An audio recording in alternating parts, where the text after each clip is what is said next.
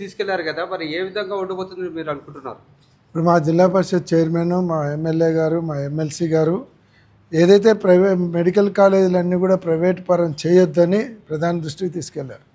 ముఖ్యంగా ఏదైతే పేద ప్రజలకు ఉచితంగా వైద్య విద్య అందజేయాలి, ఏదైతే పేద ప్రజలకు టీచింగ్ హాస్పిటల్స్ ద్వారా పేదలందరికీ కూడా ఉచితంగా వైద్యం అందజేయాలనేటువంటి సంకల్పంతో జగన్మోహన్ రెడ్డి గారు కేంద్ర ప్రభుత్వం నుంచి 17 మెడికల్ కాలేజీలు తెచ్చినారు.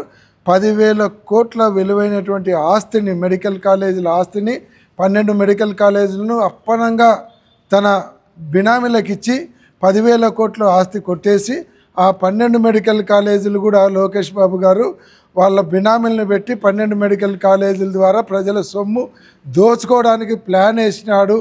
దీన్ని తిప్పికొట్టండి అని ప్రధానమంత్రి దృష్టికి తీసుకెళ్లారు.